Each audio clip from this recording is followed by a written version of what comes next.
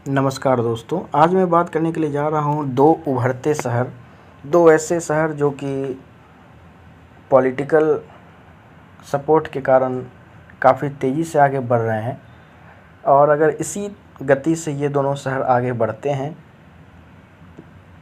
तो हो सकता है भविष्य में ये दोनों शहर काफ़ी कुछ अचीव कर लें।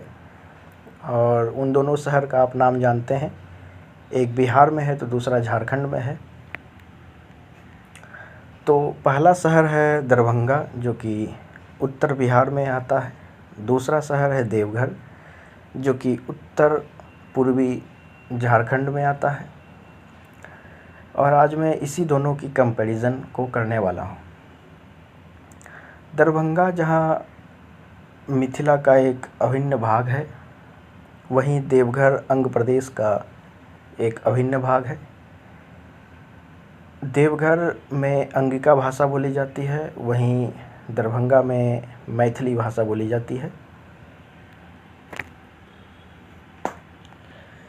और यदि मैं इसके अलावा कुछ बात करूं तो इसमें मैं पॉइंट टू पॉइंट कंपैरिजन करूंगा।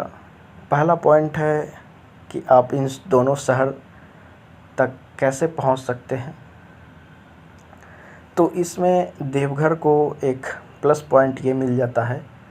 वैसे तो दरभंगा और देवघर आप दोनों ही माध्यम से मतलब पहुंच सकते हैं। दोनों ही शहर को आप ट्रेन से पहुंच सकते हैं, आप अपनी बाइक या मोटर कार या कार से पहुंच सकते हैं, या फिर आप फ्लाइट से पहुंच सकते हैं। दोनों ही जगह के पास एयरपोर्ट है। दरभंगा के पास भी नवनिर्मित एयरपोर्ट है और देवघर के पास भी नवनिर्मित एयरपोर्ट हो रहा है। वहीं यदि मैं बात करूं अगर इन दोनों शहरों की रेल कनेक्टिविटी के बारे में, तो रेल कनेक्टिविटी के बारे में देवघर को थोड़ा सा प्लस पॉइंट मिलता है।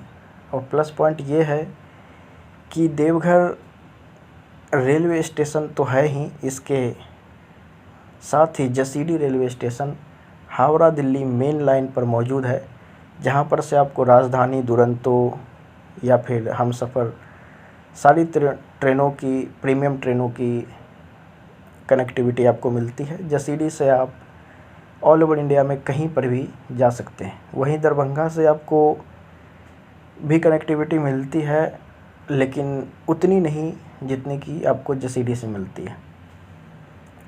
दूसरी बात, जसीडी ईस्टर्न रेलवे के अंडर आता है और दरभंगा ईस्टर्न सेंट्रल रेलवे के अंदर आता है। उसके साथ यदि मैं बात करूं मेडिकल फैसिलिटीज़ की, तो दरभंगा के पास भी एम्स प्रस्तावित है, लेकिन अभी तक दरभंगा एम्स का कोई अता पता नहीं है। दरभंगा एम्स को जो ज़मीन अधिग्रहण की जो पेच फंसा है, पता नहीं क्या क्या हुआ है। अभी तक दरभंगा एम्स सिर्फ कागज़ पर है, धरातल पर दरभंगा एम्स का कुछ भी पता नहीं है। और आने वाले समय में दरभंगा एम्स हाल फिलहाल में बनते तो नहीं दिख रहा है। दरभंगिया लोग काफ़ी ज़ोर शोर लगा रहे हैं दरभंगा एम्स के लिए, लेकिन उन्हें घंटा कुछ नहीं मिलने वाला। वही यदि मैं बात करूं देवघर की, तो देवघर में एम्स बनकर तैयार हो चुका है, उसका ओपीडी भी चालू हो चुका है।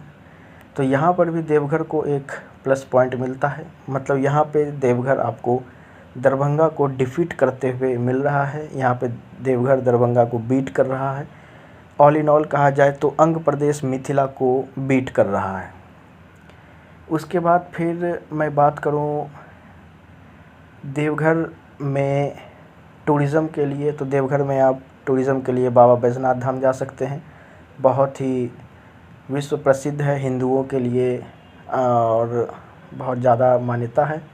और अंग प्रदेश का ये सौभाग्य है कि अंग प्रदेश में एक ज्योतिर्लिंग जो कि बाबा बैजनाथ धाम में है वह आता है। वहीं दरभंगा के पास टूरिज़्म के नाम पर कुछ भी नहीं है।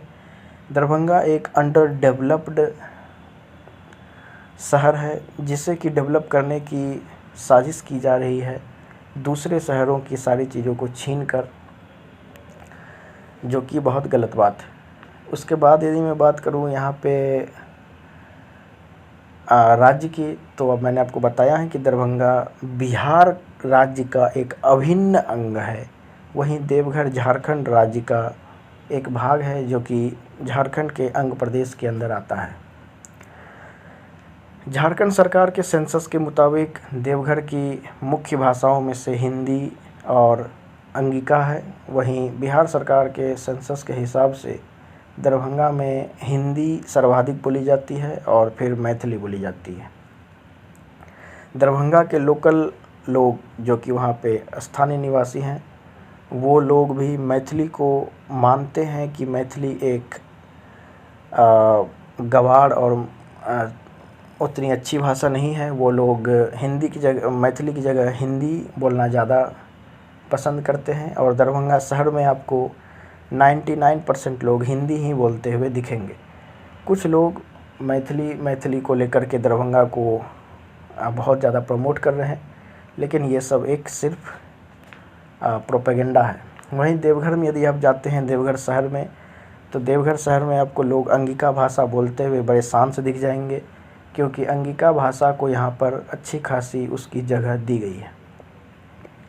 वहीं इसके अलावा यदि मैं तो प्राकृतिक आपदाओं में दरभंगा का नाम आता है, क्योंकि दरभंगा उत्तर बिहार में है और दरभंगा में बाढ़ की भी समस्या लगातार बनी रहती है, जिस कारण से दरभंगा में और मिथिला क्षेत्र में इंडस्ट्रीज़ ना के बराबर हैं। और मुझे नहीं लगता कि आने वाले अगले 100-200 सालों में मिथिला में या फिर दरभंगा मधुबनी, जो कि मिथिला का कोर माना जाता है, वहाँ पे कोई इंडस्ट्रीज़ लगने वाली हैं।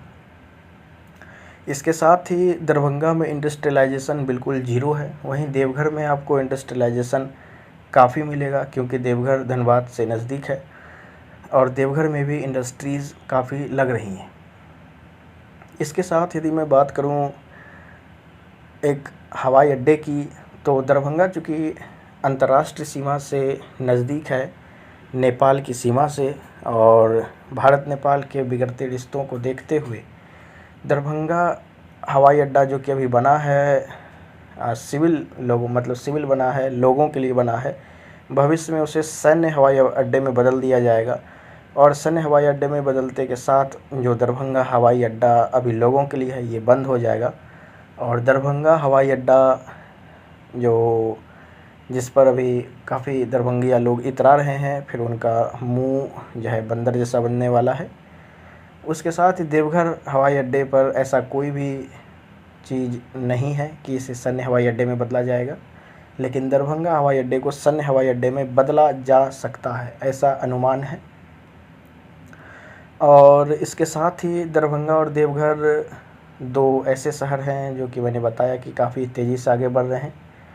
वहीं दरभंगा में कास्ट पॉलिटिक्स आपको बहुत ज़्यादा है। कुछ मैथिल ब्राह्मण सुअर दरभंगा में रह कर के बिहार राज्य को तोड़ना चाहते हैं और वो लोग दूसरे के क्षेत्रों को भी अपना बताकर पश्चिमी चंपारण से जामताड़ा तक और किशनगंज से लेकर के शेखपुरा तक या फिर लखीसराय तक वो अपने बाप का क्षेत्र समझकर उसे मिथिला राज्य बनाना चाहते हैं, जबकि ऐसा कुछ होगा नहीं। और दरभंगा मधुबनी दो ही ज़िला को मिथिला माना जाता है और वही दो ज़िला मिथिला है। इसके साथ जितने भी अन्य ज़िले हैं वहाँ पे आपको सारी भाषाएं का मिक्सचर मिल जाएगा, ऐसा कोई बात नहीं है। तो इसी के साथ मैं इस वीडियो को समाप्त करता हूँ। तो यहाँ पे ओवरऑल पॉइंट में देवघर काफ़ी आगे दिख रहा है दरभंगा से, और दरभंगा भविष्य में अंडर डेवलप्ड ही रहेगा, क्योंकि जैसी वहाँ के लोगों की मानसिकता है, इससे ये साफ जाहिर है कि दरभंगा आने वाले समय में कभी भी विकसित नहीं हो पाएगा। इसके लिए अगर दरभंगा को विकास करना है तो दरभंगिया लोगों को अपनी मानसिकता बदलनी होगी और बिहार राज्य को अपना राज्य मानकर, खुद को बिहारी मानकर ही दरभंगा का विकास संभव है। नहीं तो जो स्थिति आज दरभंगा की है उससे भी गई गुजरी स्थिति दरभंगा की भविष्य में होगी। जय हिंद, जय भागलपुर, जय हिंद प्रदेश, अंगिका भाषा जिंदाबाद।